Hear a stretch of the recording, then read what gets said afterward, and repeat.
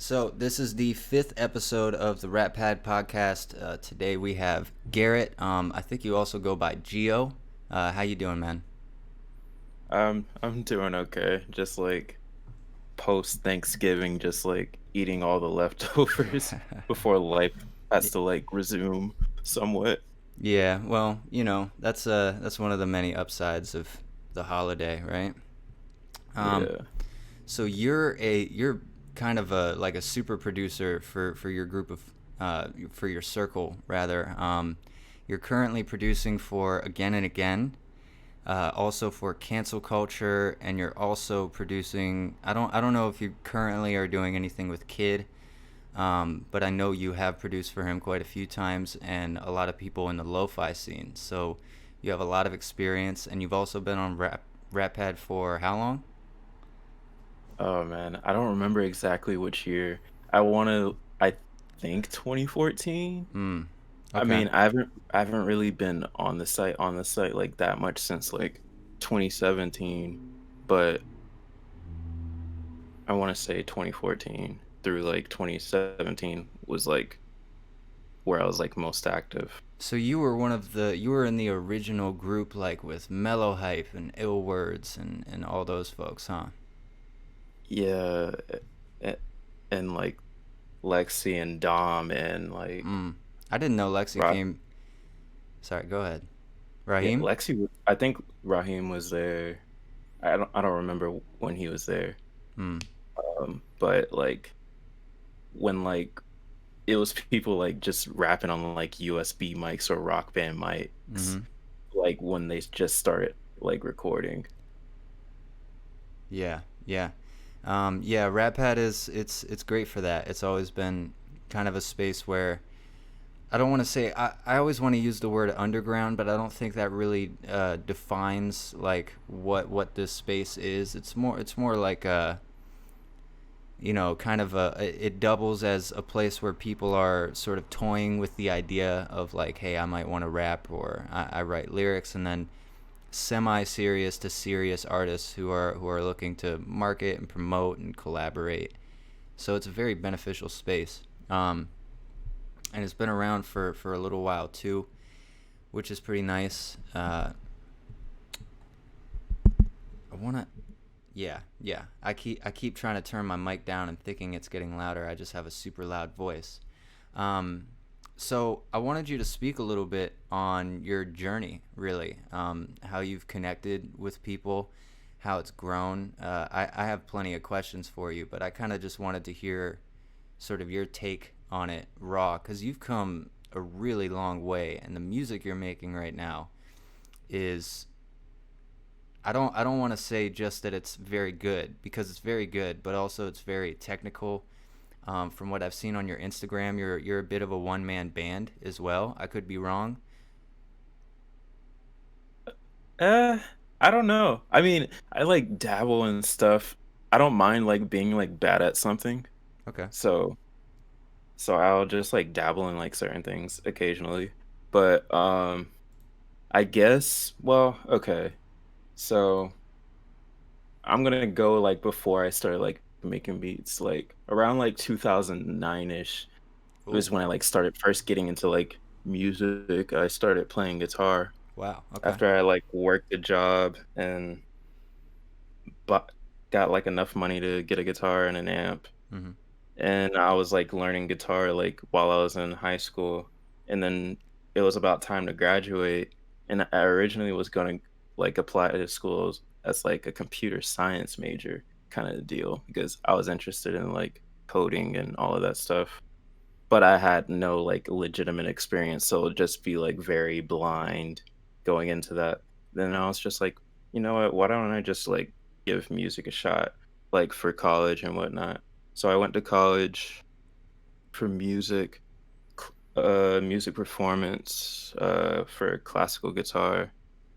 Did that, and like sort of halfway in between that, well, a little bit before halfway, I joined Rappad. I was actually like kind of like writing raps, like just occasionally, and I stumbled across that. And so I got acquainted with people on the forum and whatnot. And I think it was like around 2014, 2015, like winter break. I got FL Studio and I started sampling a lot, just making beats that way. Hmm. And I think Rappad got like the first taste of like that stuff, even though I wasn't anything to like write home about, especially like at that time. So it was just like a lot of me just like making stuff for myself, just like for enjoyment purposes, or like some people in the community in the Rappad like community, like asking for beats, or me like trying to sell beats. I started making beats a bit more consistently around like 2017, and this was actually around the time I was like Love Sad Kid. Well, before they were even like called Love Sad Kid, when they're like uh Kid, or even before that, Kid Genius, and they were like asking me to like work on stuff, and it took a bit of time for us to actually like get stuff going, and we would work on stuff. And I remember it was like, um, after I graduated from college, I graduated like 2017, right? And so I was home and I didn't have a job, and it's like you have that 6 month grace period before the student loans start kicking in. And my dad was just like giving me this look like you need to find a job kind of deal. And I was just like, whoa, okay. So like in between like making music, I was just like scrambling, trying to find a job and whatnot. And like it was around October-ish. I got an email from both UPS and Amazon, right? And this is also around the time like I started like more people were starting to like look and just be like, "Oh, you want I want to like work with this guy or whatnot, whatever." And I started working two jobs, and it was just like so weird because I was just like, I don't know if I'm going to be able to use this degree at all. So I'm just like working two warehouse jobs for like a short period of time. I had the old like beater car, like 2004 PT Cruiser. And just like the car didn't have functioning speakers. So I was like listening to music through like a little Bluetooth speaker, like driving around, or if like there was something that was like worked on, or I had worked on, I would like test it out, like listening to it through there. And it was just like those like few months of working two jobs was made me realize just enough that I was like, I can't work like this. I'm not gonna have anything left of me. So after around the Christmas season, UPS was just like, "Hey, we don't need any of y'all temporary workers," because that's what I was at UPS. I was a temporary, like, seasonal worker. So that stopped. I I was able to work a bit more, and that's when I started working with more people like Atwood and all Atwood, Delaney. She was also from Rapad. Um, and just like a whole bunch of other people during that time around like 2018-ish. 2019 was like a weird time, and I was like going through stuff, and it was like around February, and Amazon does this thing where they're just like they do it once a year if you're a worker there, where they're like, "We'll pay you a certain amount of money for you to leave and then never come back." But there was a catch, you had to have worked there as a full-time worker for, like, a year, and I Ooh. thought I worked there for a year. I walked up, and I was off by a month, and I was just like, "You know what? Imma just quit right now. I don't need to take the money, I just needed to quit." So, I left, and, like, that same day, I get a phone call, from Love Sad Kid, and they were talking about like, hey, could you catch a flight to San Francisco in 2 days? And it was just like, I mean, sure, I ain't got nothing else to do right now. I just quit my job literally that same day. So I'm like over there, and this was like when Love Sat Kid was about to go on tour with Oliver Tree. And so I hop on a plane, and I was basically like tour manager type of deal, like driving everyone like around to like different cities. And those drives, those were some intense drives, because the Mm. first drive was from San Francisco to Portland, and it was just like, I don't know. It was just a long drive. I'd never driven that much in my life. Just as And a I side note, what did you think of Portland? oh my God. My first Portland's that was my first experience just being in like the Pacific Northwest, or the West Coast in general. That was my first experience. So Portland, I have like a very strong like first impression, because it was like one morning I woke up because like uh one of the members of like, because Love Sack Kid had a DJ and a guitar player.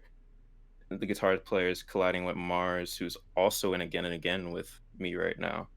So colliding with Mars was sick, and I was just like, let me go to Walmart, get some stuff. And I walked into Walmart, and I've never experienced this in my life. There was almost nobody there. Just like, it was like 9 o'clock in the morning, and it's gloomy and whatnot outside. And I was just walking in, and I asked the worker there, and he was just like, I was just like, is it normally like this? He's just like, yeah, everybody takes their time trying to get outside because it's gloomy and cold. Everybody wants their coffee before they want to do anything.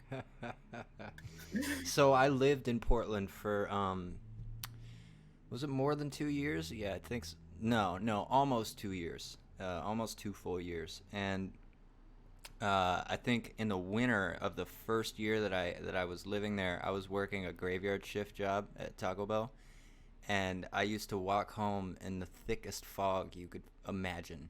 It was actually beautiful, but then you would wake up in the day and it would always be cloudy, and then we have like fires out there constantly.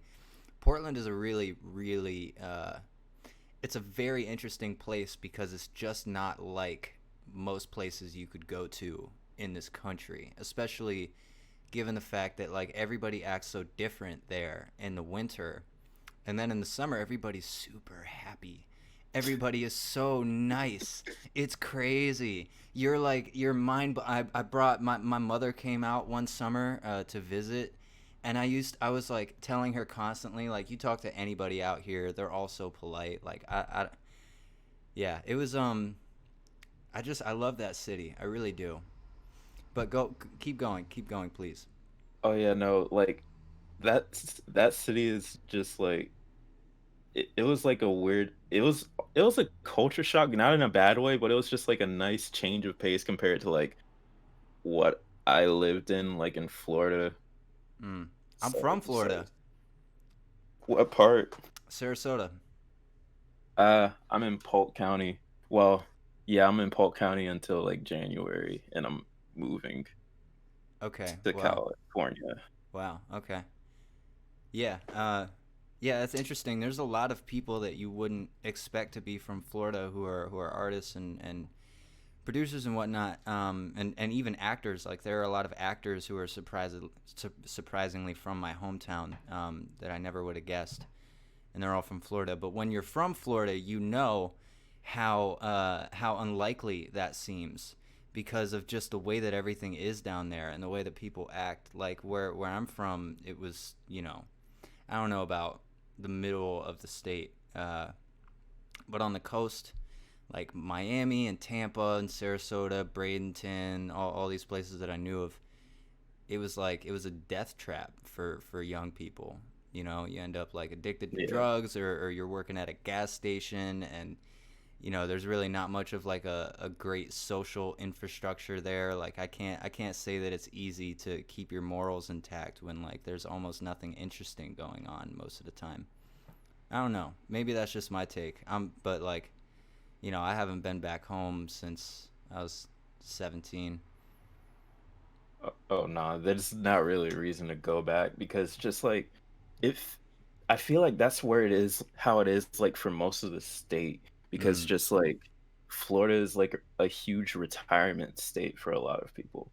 Or it's yeah. just like you're a celebrity and you live down in like Miami. Well, this is the dichotomy that most people don't get because when I moved to Connecticut, I I moved when I was 14, and I my grandfather kind of pulled me and my mother out because I was getting in a lot of trouble, and I had like really bad, really ghetto friends, and like I when I moved to Connecticut, everybody was like, you can't be ghetto, you can't talk like that. You're from Florida. It's a retirement. It's basically one big retirement home." I'm like, listen, for adults, that's kind of what it is. But for parents and for kids, for people like me, it's not quite that at all. Like it's ghetto as hell.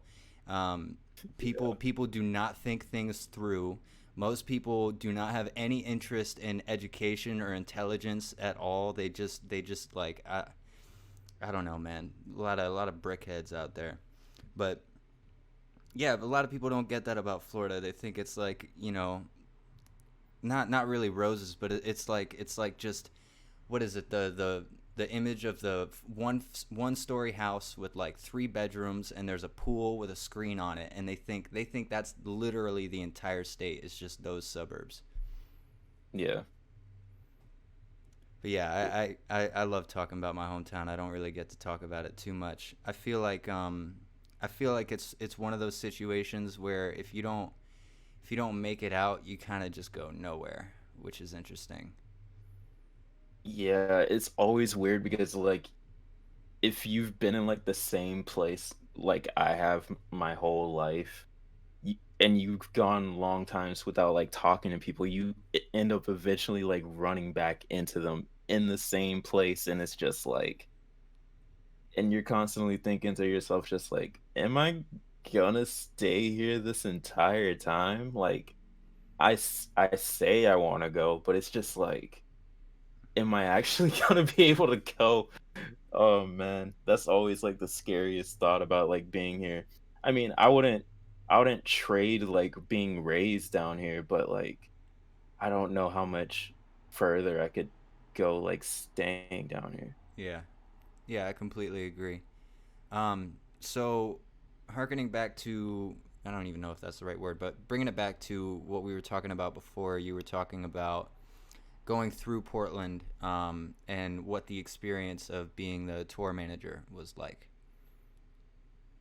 Yeah, like learning how to be tour manager with it was a pretty interesting experience because like where I was like talking back and forth with Oliver Tree's like tour manager, and it was just like learning stuff from him, and he was like a genuinely like nice guy, and he taught me like certain things that you had to learn and just like the technical aspects of it and dealing with like front of house and all of that and just like the venue people. Hmm. But it was just like this tour and that tour in like particular, it was just like a lot of driving and a lot of like making sure we're able to get to the venues like on time or at least close to it because like a lot of music stuff is never really on time. Even though they ask for like professionalism, it doesn't always like make that mark. Hmm. Well, with that said, a quick question about sort of the experience of producing, and the way that you're explaining it almost sounds like, you started as a producer, and as a producer you're the glue for an artist, and especially for a collective, you're kind of the glue for all of them. But also, just as a personality, it seems like the people you worked with kind of put you at the forefront, where like, you can look out for us. So, what is that like, and also how do you sort of handle the stress of that? um it, it it's like I I appreciate like the people that I work with are like they're like they under they like know like their strengths and all of that. but they're also not like afraid to like give credit where credit's due kind of deal. Like that's the deal with like everyone that I've been working with.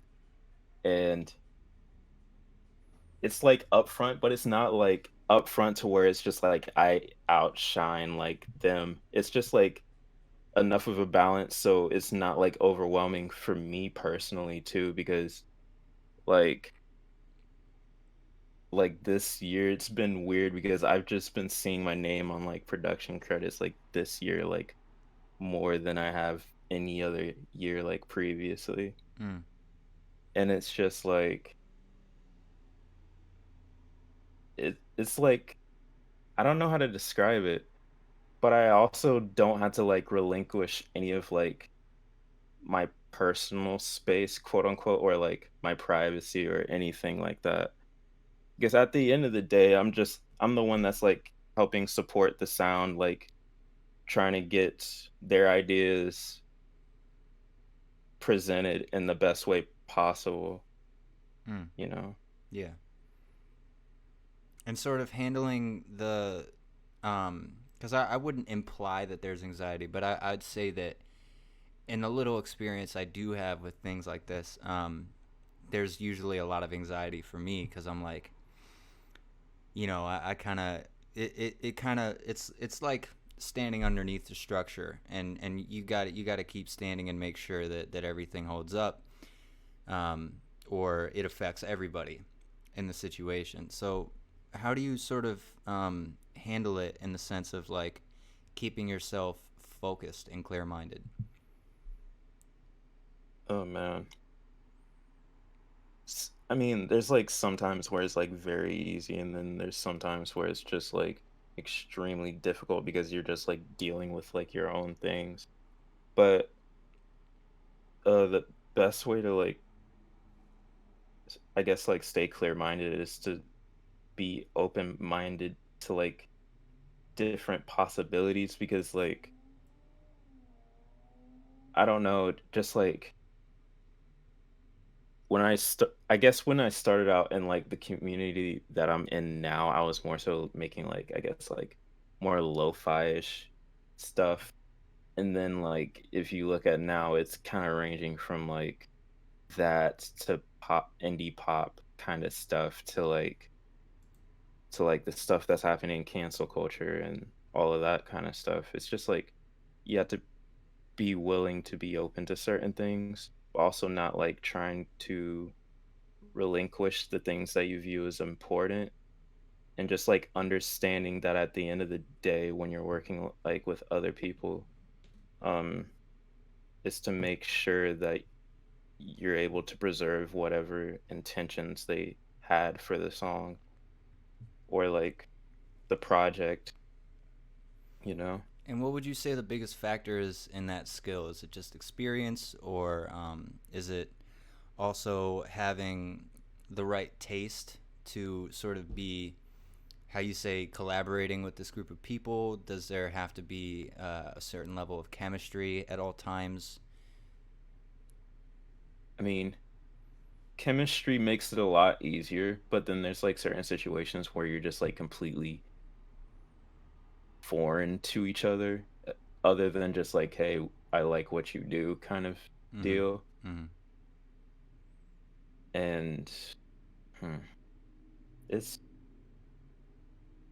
I wouldn't say it's a skill because there's a lot of just like trying to throw stuff at the wall and see whatever sticks. Like gonna be times there's always like times I'm like asked, can I do something? And they might see like one result of me trying, but there might have been like 10 other different tries trying to nail down whatever they're throwing at me. Mm. So it's just like you can't be afraid to like suck for a bit. Yeah. It, you know. Yeah, absolutely. I agree. Um, and especially like hearing it from you because you have a lot more experience than I do. Uh, just sort of confirms that for me because my own experience tells me the same thing, even though I haven't been doing it for 10 years. Maybe I've only been doing it for like about 3 now, but still. um, So you've been you've been making music for it's 2020, so 11 years. Not like making music for 11 years, but I've been like in music, I guess, Okay. like for 11 years, but I've been making beats since 2015. Okay, so Yeah, 5 years. yeah. Um, and what really inspired you to get into it? I, I don't I don't know the exact moment that like inspired me to like make beats, but I remember one time I was like at my sister's apartment and whatnot, and I just had my laptop and my headphones on, and I was just like randomly scrolling through YouTube. And you remember like the Steezy as Fuck channel, right? Oh yeah. So that channel popped up, and uh, I ran across this project. I think it was called Midnight Menu by Toki Monster, and it has the first song is called Gamble, I believe, and it has I can't remember the name of this sample, but it's just like dun dun dun dun dun dun dun dun dun dun. Dun. It's just like that kind of stuff, and like when the beat drops, it kind of just like sucks you in, and it was just like I want to have moments like that, Hmm.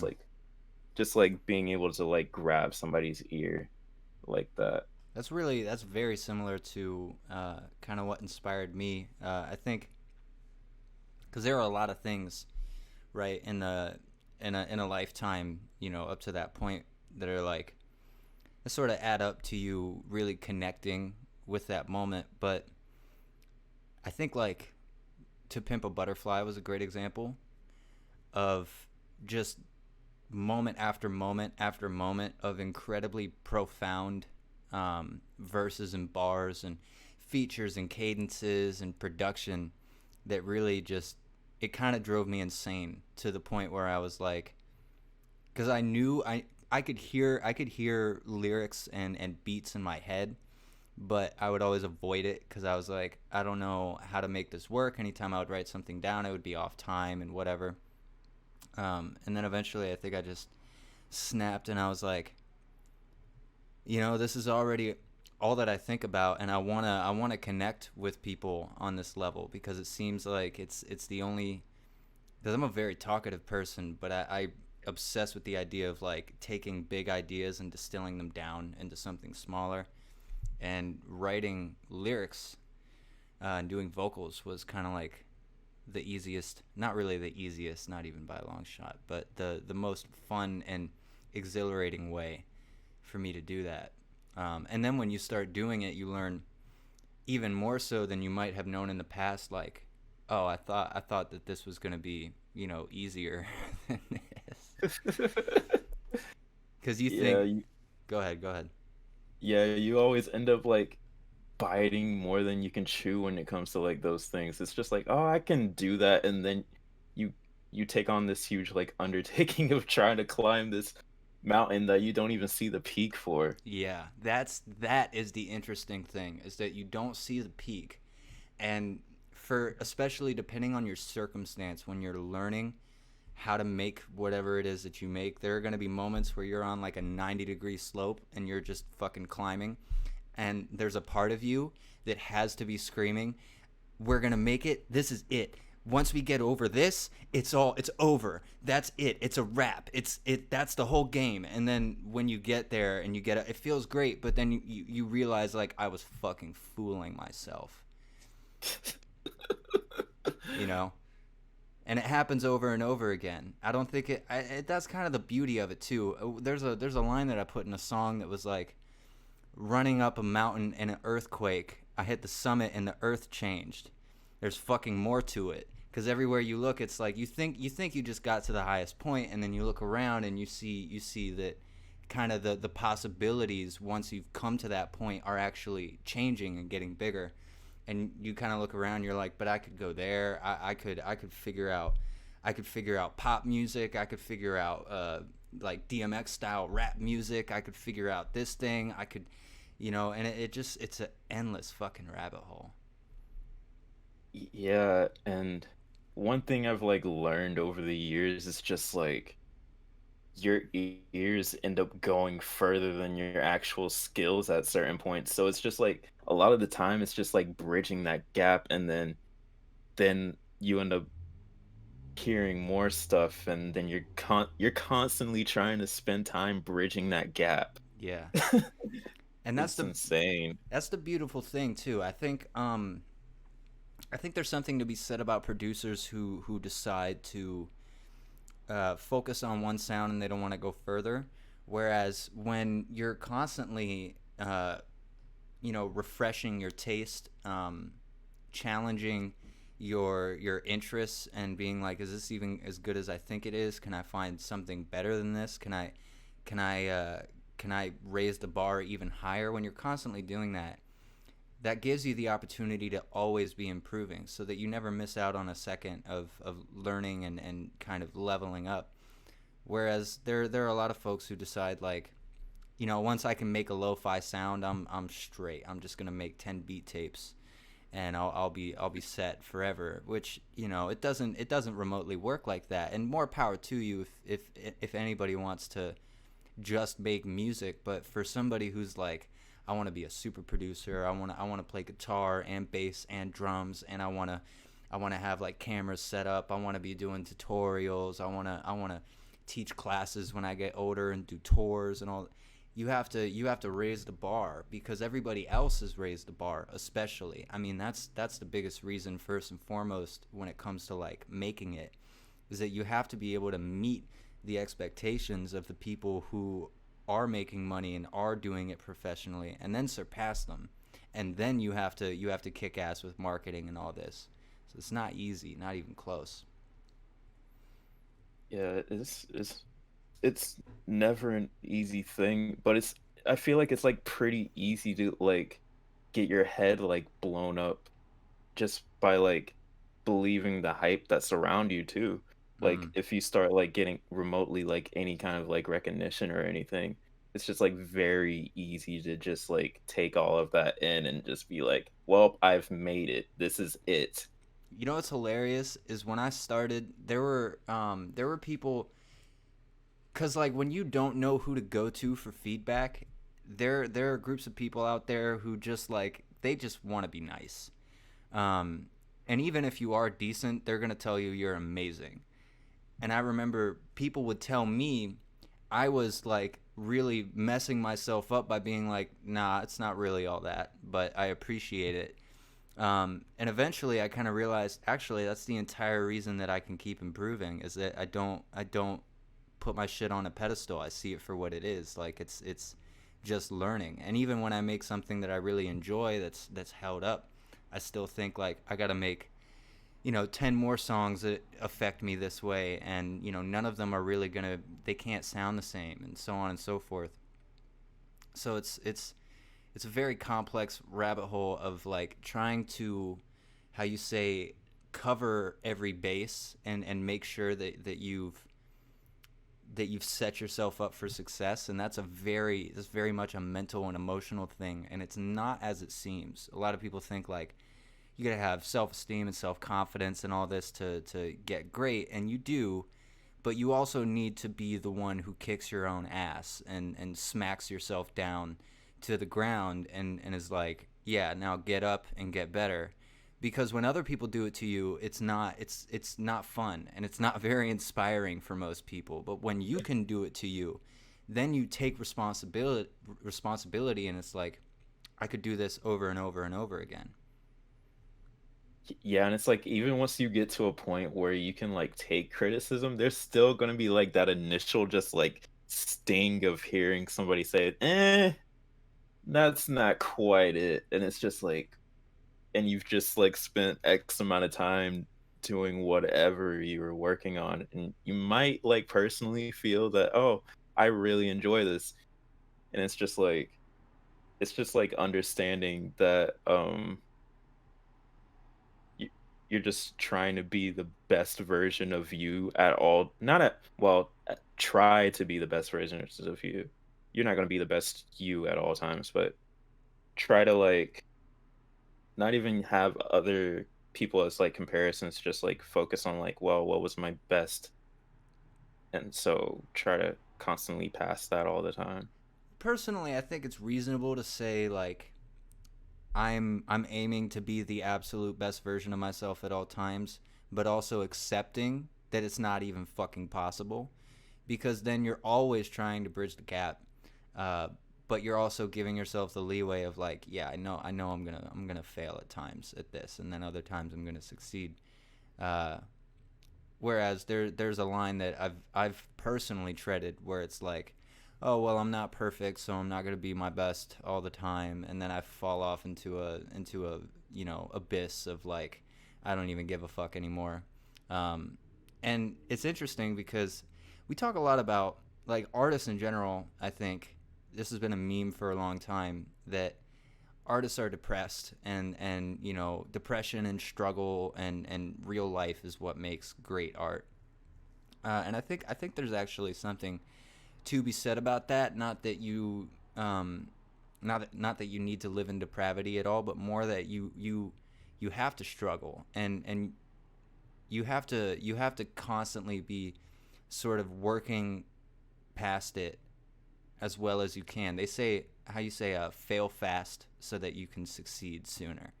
And I think that's a great example of it, because there's always going to be like a buffer of, you're gonna have to fuck this thing up and that thing up and that thing up in order for it all to teach you like, okay, I should have done this here and this here and this here. And this is kind of a trope that goes through business all the way from like Elon Musk to Jeff Bezos to Kendrick Lamar or whoever. Um, that your failures are your successes, because you wouldn't have your success without all the failure that came before it. Yeah, like it. I could always like think about like all the opportunities I've possibly like screwed up, but then it's just like, well, at least I know what not to do next time. Yeah, exactly. So when you started, let's say like, actually, I'll turn this into phases because I'm personally curious. So when you were younger, did you see yourself as an artist, like in the future, even if it was like a fantasy?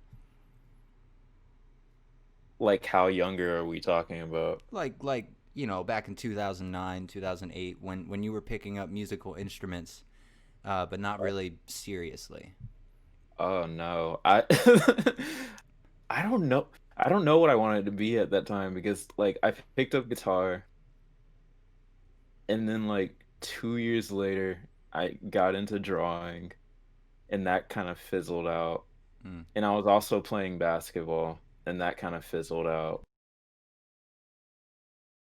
Like it wasn't really ever a thought in my head that like, oh, I'm gonna be like this guy that's like doing remotely any of the things that's going on like right now. Just like it wasn't a thought in my head that I was gonna make music something that I'm working towards to be like my main source of income, my living. And let alone like the thought of like making beats. Like Mm. the the thing was like when I was at home, like the internet was so slow, so I couldn't even take the time to like torrent anything. And there was like this one, it still exists. There's this DAW, and it's like cloud based, so you don't have to download it. It's on the internet. It's called Audio Tool, and the learning curve on that thing is so steep. It's like it's like it's a synthesizer based thing, so you're just like dragging and dropping everything onto this screen, like this blank like canvas, like this completely black canvas, Whoa. and you're just like you're chaining all the effects together. It's Whoa. very visual. Whoa. I could send you the link to it, but That's it's cool. crazy. That's cool. It's How cool. how old is that? Uh, it has to be at like 10 years old at this point. I don't remember when it It's was made. I remember hearing about it in high school. What's more surprising, just past the fact that it exists, is the fact that it existed 10 years ago. That's fucking crazy. I gotta double check. I'm Like, de- Well, you said Audio Tool, so I'll definitely look it up, if nothing else after this. Oh, it was launched 2008. Oh wow, yeah, that's crazy. Yeah, the only other free kind of like open source esque software I can think of, at least from that far back, maybe is LMMS, which Left Field used Yeah. historically for a long time. Oh my God. I tried to use that thing once. I'm just like, how does he do this? Remember, It doesn't. he had to make tutorials because people were curious. They were like, "How the fuck are you?" Like, how the fuck are you making real music with this program? Oh my Oh my god. God. It's Yeah. not worse than the people that make beats on Audacity. I'm like, how do you even begin to like how do I don't believe that shit. No, I've seen people do it. It's it's crazy. I saw Like, Ramzoid make a beat on stream with Audacity, and it was like Audacity was actually conspiring to keep him off time. Like everything that he put down was just slightly off time from the rest. Like it didn't sound like it had swing. It was just fucking weird. Yeah, that's fucking hilarious. oh So my God. years later, now like 2015, you've become a producer, but it's not where it is now. Where did you see yourself taking it then? Uh, I thought at 2015, I thought I was gonna be a studio session musician. Okay. Like, you just go in and they give you a part to play for like a song that's being produced or something, and Mm. then you just go in there, record it, and you're out. It sounds like a It's sweet fucking gig, dude. Yeah, but the thing is like it's just heavy competition because everybody Right. picks up an instrument, and it's Right. just like you have to be really good because a lot of these session players might end up just like doing like they're doing like four takes at most sometimes at most, Right. or there's like sometimes there's like certain sessions where you're just like in there for the whole time for like the whole creative process and whatnot. Mm. As a side note, what do you think about musicians like Jacob Collier? Oh man. There's a lot. He's the example of somebody that was given the the resources to just like roam wherever, and A lot of like people that's what happens when you get that. a lot of people don't actually point this out about him, but he's very open about it. That he lived with his mother until he made it. Um, he made music all of his childhood. His mother was extremely supportive and very nice. He's been in the same room all of his life, making music in that one room, and I think there's something to be said about that. That there's if ever you could nurture yourself in that way, it would have a similar effect if you could sort of garner the patience to just keep doing it, which you can definitely tell that a kid like Jacob does uniquely have the patience for it, just in the way that he performs and the way that he acts, and all of his ideas, and how many risks he takes as a musician. um, but yeah, I personally I get really obsessive about this stuff because past the fact that they're so talented and they do like 8 different things in a song, so on and so forth. It's also just the fact that uh, they had to learn all of that at some point, and that there's something to be said about it. It doesn't just come out of nowhere. Like, you don't just read a paper and then suddenly you have the skill to like make anything. There's a specific way that everybody learns. So I get obsessive of like, what did this person go through? What was their childhood like? And how did it really all add up to this? Because there's a way, there are definitely common denominators between everybody, and I think the biggest one is probably just sitting there and doing it and being consistent. And a lot of people think being consistent means that you have to upload every day. It doesn't mean that. It just means that do you have to stick to what you're doing every day and continue to focus on that. But yeah, that's just I digress. It's a rabbit hole. So now that you're this far, right? Uh, I know that you've worked with a lot of people in the lo-fi scene and a lot of people on Rappad. Really, like, I'm sure the list goes a lot deeper than I'm even aware of. Um, where do you see yourself going now? Like, you've come this far, so in 10 years or 20 years. Oh man, 10 years. I I've I have no clue whatsoever, but I hope I hope that I won't have to like think about just like, oh, how am I gonna like cover enough ground to be able to sustain as a human being Mm, kind of deal. And also just like I still want to have like the same amount of fun that I had like when I didn't know much of anything about what I was doing. right, You know, right. but Well, yeah. well, sort of on like if you take the cap off, and it can be anything. Like you could be on like Hit Boy level in 10 years. Would that be what you're going for? Hit boy level in what way? Hit like he's got a whole handful of rings and his watch is iced out and he's constantly producing for people who are paying like tens of thousands of dollars and produces classics and so on and so forth. Oh man, that sounds like fun and equally as stressful at the same time.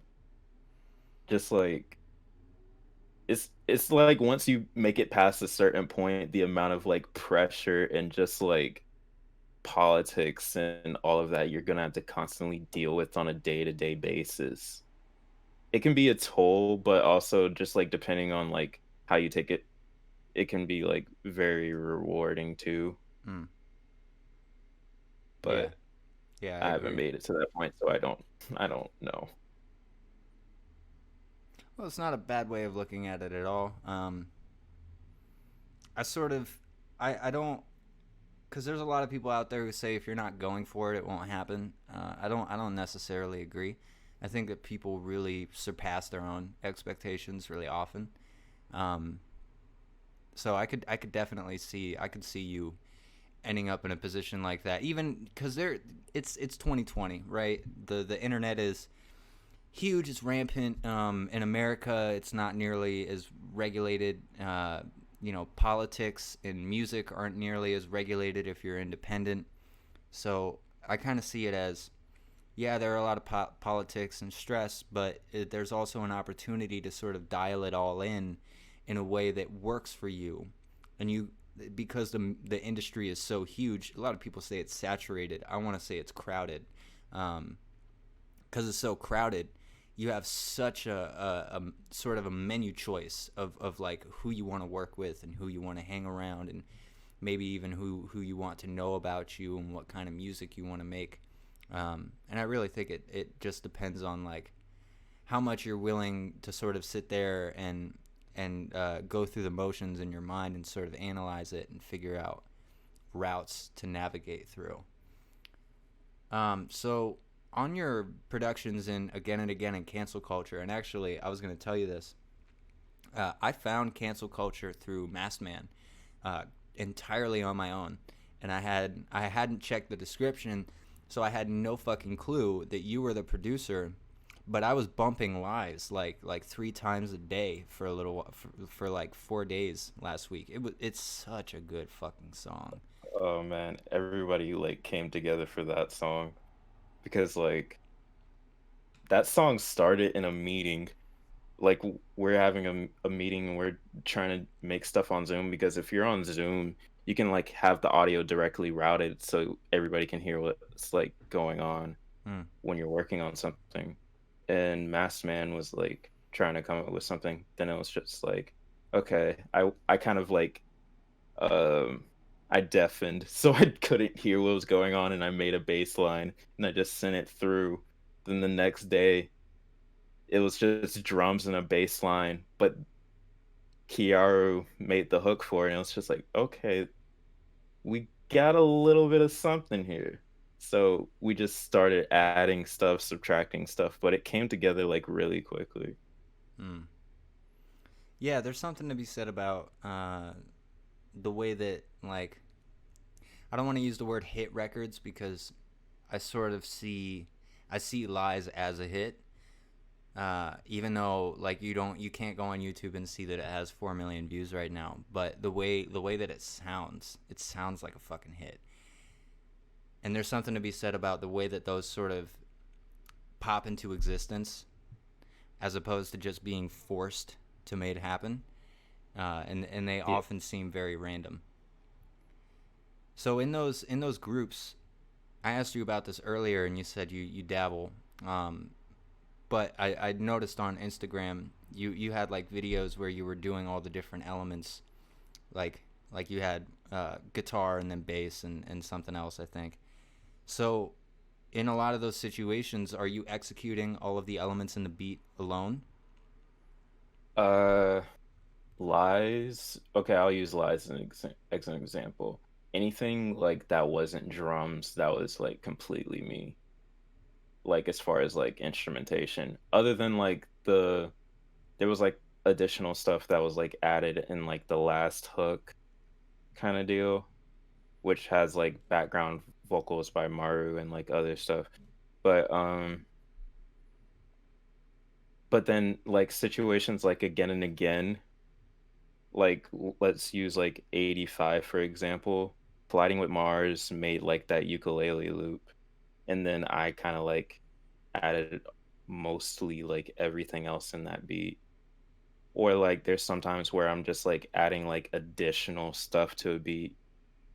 It just depends on like who kind of like takes not like who takes the initiative, but who's like, I guess, manning the ship at that moment. You just have to understand like what your role is at that moment Mm, for each song. okay. And as a like a multi instrumentalist, how long did it get to take you to get to a point where you were able to take all of your different skills and make them into a workflow? Ooh. Because I know how um hard that is. Because you have like a bass on the other side of the room, and then a guitar, and then you might have like bongo or drums, and you might need different mic positions or a totally different microphone, or just you might have to plug into your Focusrite and then hook up a guitar rig in your DAW, whatever.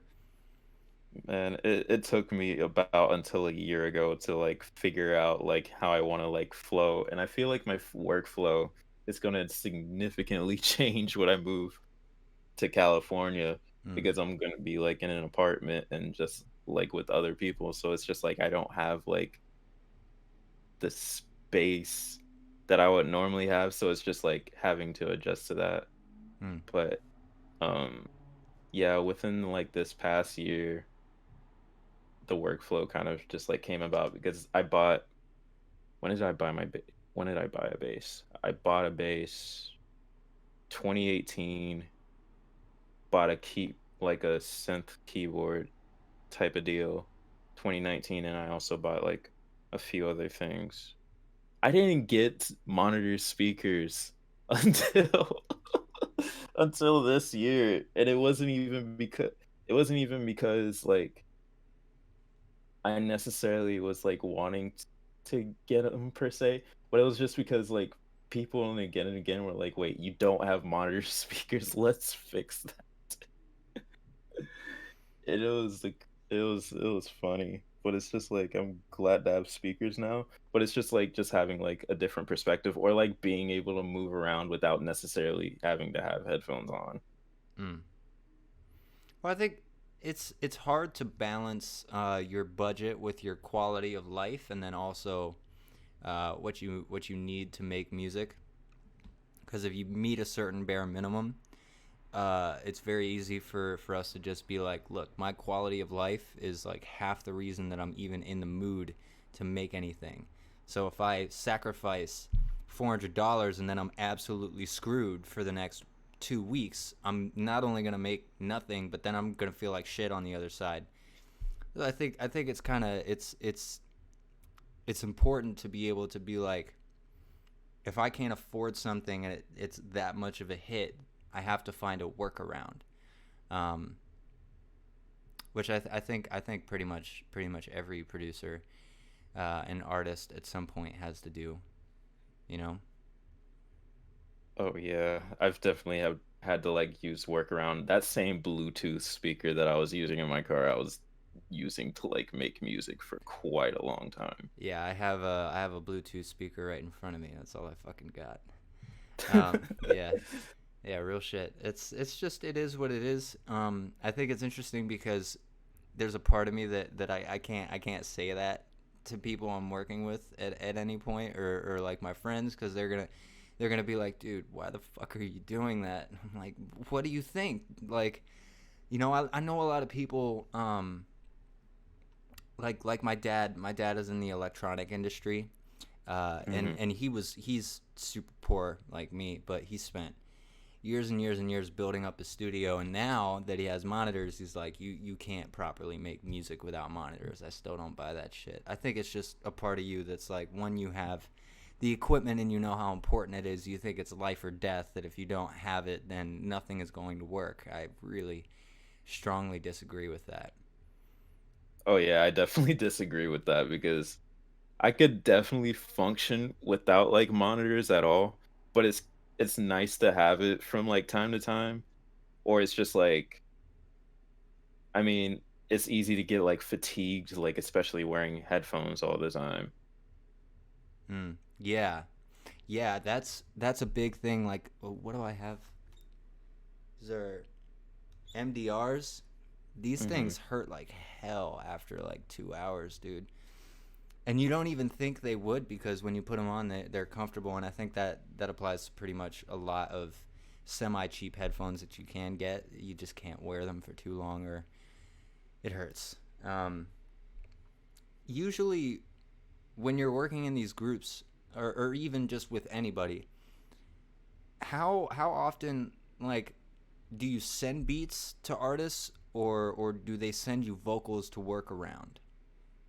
Um, in group situations, like again and again in cancel culture, we send beats in, and if something sticks, it sticks. If it doesn't, we move on to the next thing.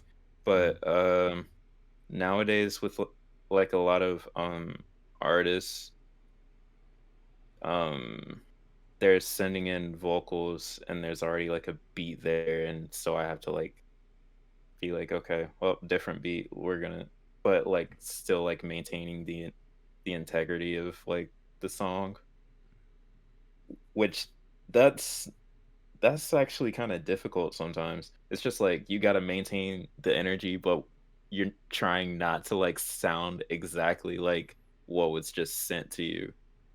Right. Yeah. Would you say it just takes a lot of experience to kind of wrap your mind around all the different options that you can sort of use to do that? Yeah, that, but also, yeah, that, and also sometimes like sometimes the easiest option is the option to go with, because I had like when I was first doing that kind of thing, I would make the beat sound completely different. And it would just how much that just like affects the mood and the energy of the track would just be so drastic. And I mean, sometimes it would be fine because sometimes it needed that shift or they liked that shift. Not necessarily it needed it, but they liked that shift. And other times it's just like, I'm not feeling that. So you just like, okay, maybe I should aim for something closer to how the other beat feels. Hmm. Gotcha. It's, yeah, it's a weird balancing act. Gotcha. Um, and that's like kind of one of my last topics I want to touch on. What are your thoughts on music as a language, not just metaphorically, but as a literal language, and sort of the process of, I wouldn't say manipulating is the right word, um, more like evoking the emotions of listeners, and using your knowledge of music to do that, just in the same way that, like, you use your knowledge of English to evoke the emotions of others and convey things to them. What are your thoughts on that? Hmm. Like I've I've come across like times where like like sometimes like that language of like trying to evoke a certain thing is like the same, and then there's like certain times where it's just like you try to evoke something and it comes off as like something not exactly what you're going for. So it's just like it's the tough like balancing act of just like once you like let something go, people have to like interpret it as they would interpret it. And like Well, if there's y'all are like on the same page, then Well, if I can add something here, there's a major parallel. I was having this conversation with Left Field on Tuesday. That podcast should go up soon. Speaking in like the present day, not the from the perspective of whenever this goes up. And we were talking about how music and English and other languages, they have literal connections that a lot of people just decide not to think about, or not really decide, but they just kind of overlook it. Um, and it's a bit like the same process of you can't be afraid to say what you have to say, mhm. and you just have to do it, and then you do it a few times, you get better at it, you find other ways to do it. And the same thing applies to music. That the first few times, or maybe when you try to do it a different way, you convey something, and it doesn't work for everybody. It doesn't work for all your listeners, or you come back to it a few days later, and you're like, this isn't quite what I meant for. Um, but you have to be willing to just make a fool of yourself. Uh, which is it's difficult for a lot of people. I think from our perspective, it's almost like you got to do that over and over and over and over again. But for a lot of people on this planet, they put in a concerted effort to avoid ever making a fool of themselves, whether or not it's in private or in public. Uh, and of course, I think the biggest factor in that is sort of a lot of people call them the voices in their head. Personally, I don't like that term because it doesn't make sense to me. It's just your thoughts, and your Yeah, thoughts when you make something and it's not quite as good as you wanted it to be. You're like, yeah, what the fuck are you even doing, bro? Why are you even doing this? You should back off and go do something you're good at. Which, it doesn't make any sense. It's you just have to keep doing it. I don't know. yeah, you have to keep doing it until it like starts making sense for more than just like you. Hmm. Like it starts making sense for like other people. Yeah, like It's for gonna make. Oh, sorry. Go ahead. for years, I used to, because I started as a rapper, I used to write shit that didn't make sense. Like, poetically, maybe it made a little sense. And to me, years later, I can actually see what I was saying now, even though it's like so convoluted and fucking weird.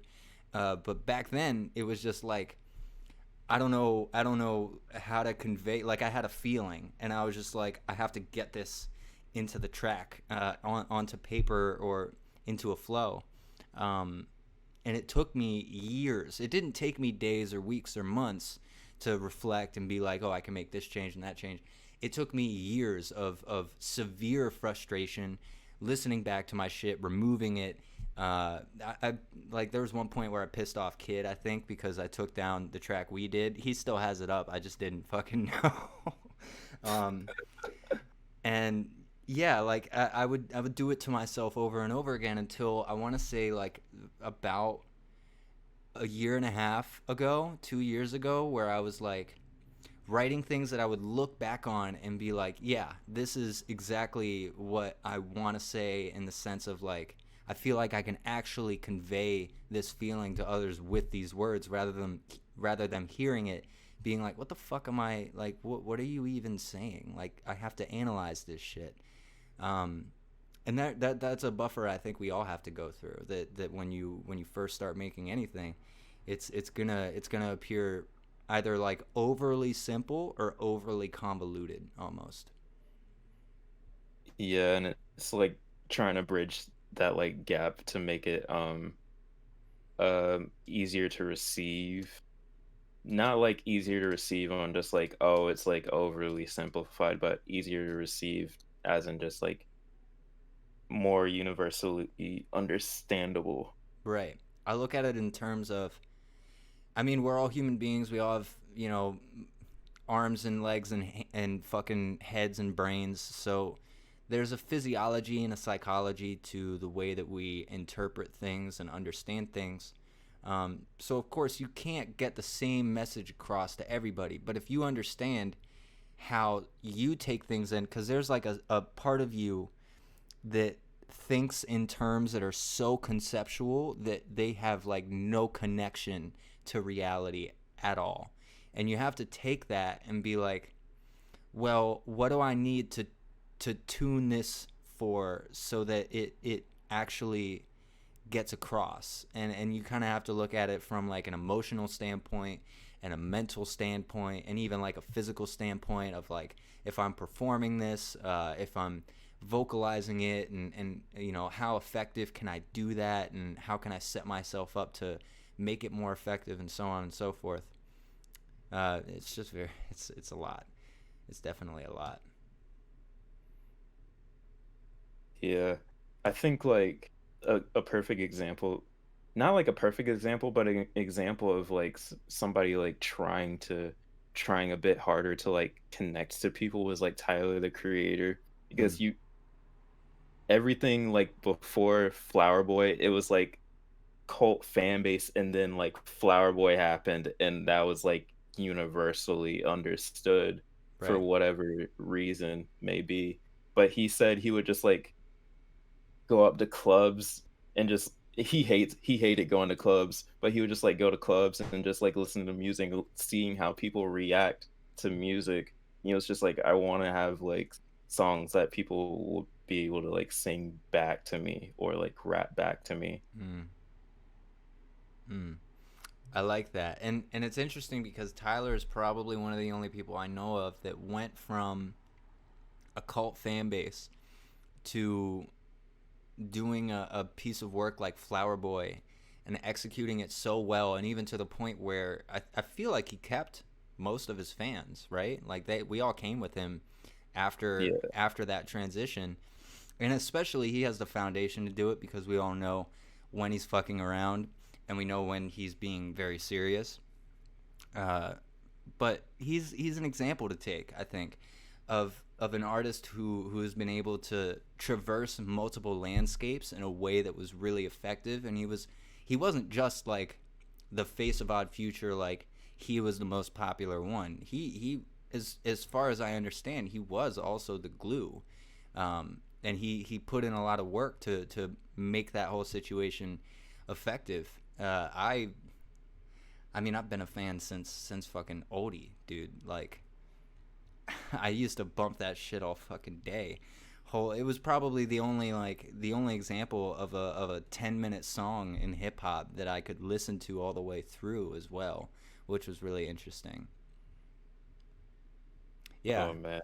And everybody would like quote Frank Ocean's verse. Oh yeah. Oh man. Yeah. Yeah. It brings, it's not just a sense of nostalgia, because I don't spend a lot of time looking back in that direction, being like, oh, I remember that. But now, right now, I'm thinking about it, and it's like it really did kind of lay a foundation for my understanding of um, how people act lighthearted and sort of make it work in a way that isn't just ridiculous, but it's also like really fun. Um, yeah, it was a huge inspiration for like my childhood, like not really my childhood, but adolescence, and a lot of the music that I've made as well. Although I feel like I draw a lot more from people like Kendrick. On that note, what are your thoughts on inspirations and how much they play into what you make? and also the concept of like choosing your influences wisely. Mm, choosing your influence. That's an interesting one. Just like I've never had to think about choosing influence. That's an interesting question. Um, I mean, inspiration is kind of everywhere, but I kind of have like this mentality of just like not trying to listen to like things that are similar to what I'm like having to make a lot of. So I'm like, it was like when I was back in college and I was just it was just like classical music or just like me practicing classical guitar, which is like it was mainly just like senior year of college, it was like Baroque pieces or like Brazilian music. So I was just like going every other place musically to like listen to. So I wasn't like constantly just like thinking about like what I was like working on. I mean, it's good to like sometimes like listen to stuff that's like kind of similar if you want to like have something that's a bit consistent, I guess. But then you're kind of just like you're basically shitting where you're eating. Mm, So it's not ideal to like constantly just like listen to like the kind of stuff that you're making right, or even because just like listening to your own stuff to that extent. if you make lo-fi and then you listen to lo-fi, you're just gonna sound like everybody else, basically. Yeah, you're just basically regurgitating. So I guess on the hand of like choosing influences, yeah, it's you're probably gonna have to like start listening to stuff that you don't make. It's just like or just like s- just anything else that's just like not what you're like working on to kind of just like give your mind a break so it's not constantly just like running through those sounds or you're not like constantly listening to all of that stuff to analyze it to Right. be like oh I could do this. I mean you're gonna find like interesting things in like other music and you can bring it into like the music you're working on so Yeah, with that said, what do you think about sort of like pseudo shadowing the work of other artists, sort of analyzing it to the point where you start to learn like this person put a switch here to sort of set up the energy for the second verse, or there's a specific flow in this part of the verse, or a flow switch, or the drums act and behave in a specific way here but not here. Like, what do you think about sort of? I would call it pseudo shadowing because you're just following this person's work or this certain genre or niche to the point where you understand it on a higher level than you did before. yeah. That's actually like a pretty like good thing to do like to like further understand like what you're working on if you but like just learning how things like work inside and out but it's not like to like copy them but it's just like you're just updating your toolkit kind of Right. deal Right. and just like thinking of ways that you could like apply it and it still have your personality on it. Right. Um, yeah, that's a good way to put it. And then going back to what you said before, managing your influences is it's like if because one thing I've noticed is that when I'm listening to I haven't listened to Radiohead in a long time, but like Moonchild and Hiatus Coyote, uh, Yeah. fucking Jacob Collier, and like I don't know, I've been fucking with TK Maidza lately. She's crazy dope. But I don't really make those kinds of music at all. And I come back with a lot more inspiration when I hear a beat that I like, because I could hear that same beat after listening to some Smino or something, and I don't really like. I just hear Smino's flow in my head. I don't know. And then if I go and I listen to Moonchild and all this other stuff, and I kind of let myself reset, and I get into a space of like I have something to say now, and I go and I listen to that same beat, suddenly I'm able to pull influences from all corners of my mind.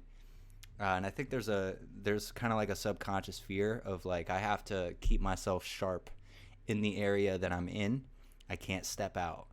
But like from like if I think about it, there's already, if you're making a certain kind of music, you already have however many years of influence and sort of observation and experience making that.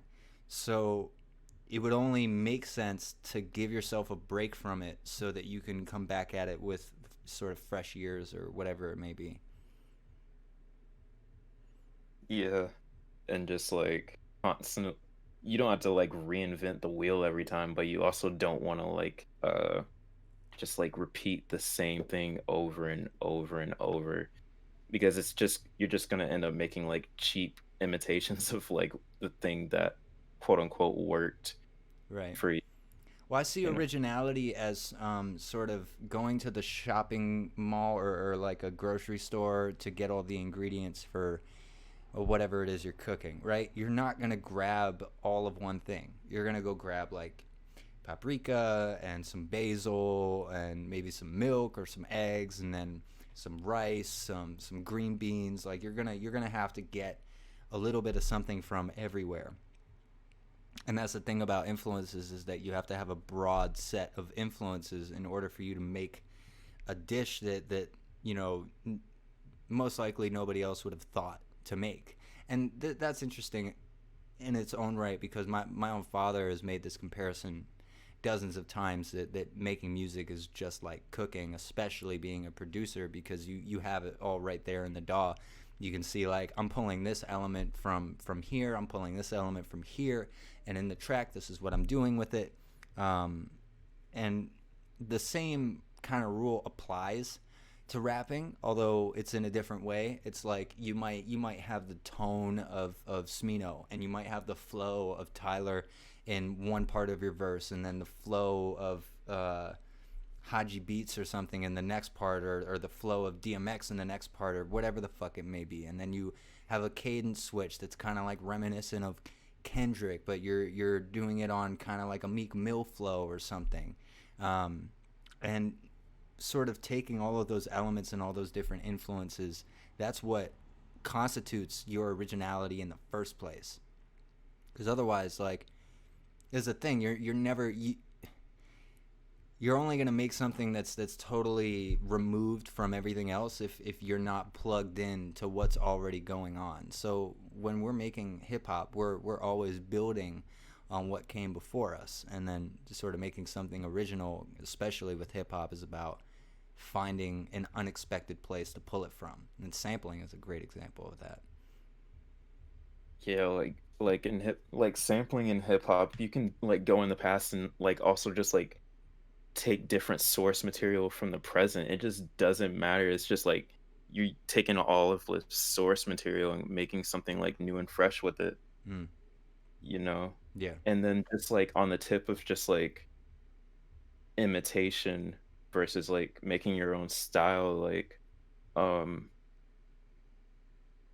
even if you're going to the grocery store and even taking a similar recipe as like someone else per se, you can still find your own ways to like remix it, freak it, do whatever you want with it. Just Exactly. like, Exactly. Like I love yeah, I love having a fuckload of lemon on my shit, and maybe I'll use like Himalayan salt or I don't fucking know. pink Himalayan salt. Yeah, I had that shit laying around my house because it was like there for years. I think my mother left it. She never touched it, and eventually I ran out of salt, and I was just like, I mean, this shit is fancy, but it's been sitting here forever, so I'm gonna fucking use it. Um, but yeah, it's sort of like any recipe you have, your personal preference is going to play into it to a point where, like, I don't know. This doesn't apply to absolutely everybody, but for a creative person, it'll absolutely come out different. You know? Yeah, and like more than sometimes you're still going to be able to tell like where it came from, but you're still gonna say it's still like that person, like the person that just presented you the idea. You can pick apart like the influences or like the intersections of like influences, because like some people might like have like certain influence, but they haven't actually like directly gone to that source. It's just something that they might have picked up along the way in the process of learning things. Mm. Mm. Like I remember Diplo was talking about like X and like the influences X was pulling from, but X had said he hadn't even really been listening to like those that kind of music. It was just like stuff that you kind of like sometimes pick up like unconsciously. You don't understand where it came from, but it's just like it kind of lands in your lap sometimes. And then sometimes you got to go out of your way and like look for that stuff to learn from. Mm. Yeah, I completely agree. Well, with all that said, we're going to wrap it up here. Do you have anything going on right now that you want to let any viewers know of, like upcoming projects, or if any of your groups have albums coming out, or anything at all? Drop your socials. Um, Cancel Culture is going to drop an EP relatively soon. Okay. Um, I'm excited. That's fucking cool. I'm working on like other projects with like Love Sad Kid. There's like an artist that I'm working with. His name is the other Andre. He he's a vocalist but also like a really cool like producer. And so I was trying to like get like an EP with him out. I only have like one song with him out right now currently. And then I'm just like working with a whole bunch of like people that I know and that we're kind of like coming up with each other kind of deal, you know? Okay. Awesome. Um, and what are your socials for anybody who might be watching who doesn't know who you are? Oh, my socials are GEO_1022. That's going to be on all socials. Okay. So you'll be able to find me that way. All right. Easy enough. Yeah. All right. Well, I am going to cut the recording here. Thank you for coming on. Thank you for anybody who's listening and watching. And we'll see you on the next podcast. Peace.